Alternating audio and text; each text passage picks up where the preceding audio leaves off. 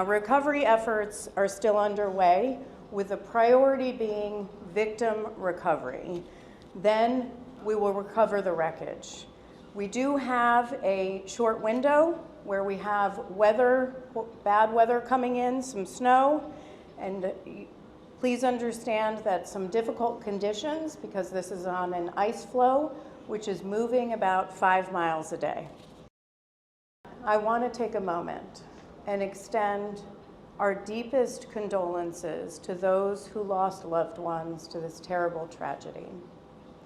I also want to extend our deepest sympathies to Alaskans as a whole.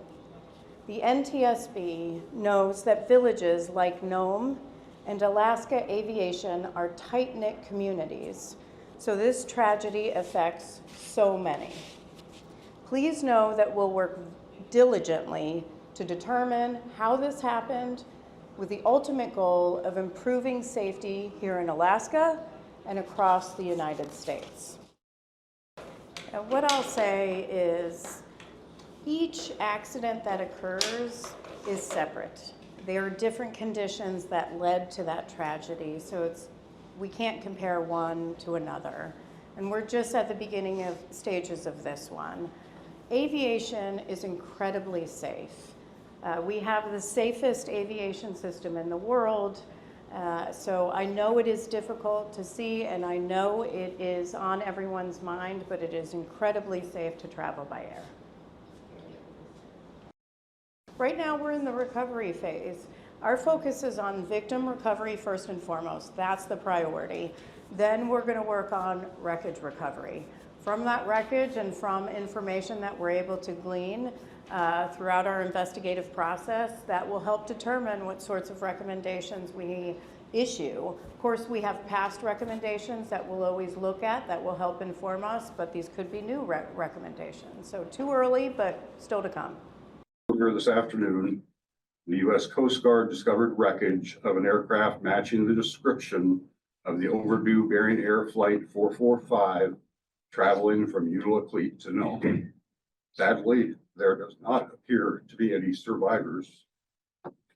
On behalf of my fellow Nomites, I extend our collective condolences and support to the families and loved ones of the passengers and pilot, and others in our Big Alaska family are also impacted by this tragic occurrence. Our hearts are with you, and it is sad, and we're sad with you in this difficult time. Updates from this afternoon was the Coast Guard. The Coast Guard did locate the aircraft on the ice about 34 miles southeast of Nome. It was a Coast Guard N18G Jayhawk helicopter and an air crew. When the air crew located the wreckage, they lowered 2 rescue swimmers to investigate the scene. Those rescue swimmers are out on the ice. They were able to see inside the aircraft, and they saw 3 individuals who were unresponsive, without any signs of life. The remaining 7 people are believed to be on board, but due to the extent of the damage, the rest of the aircraft was inaccessible. But all 7 people are believed to be inside that wreckage, and unfortunately, of course, it does not appear to be a survivable crash. When the plane was located, we then turned our focus to the recovery efforts, along with the Alaska Air National Guard. AST has been in communication with all family members that were on board.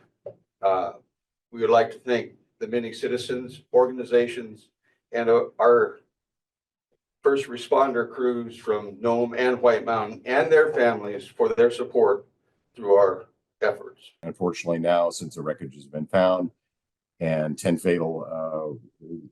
fatalities, it's time for us to roll up our sleeves and go to work, unfortunately.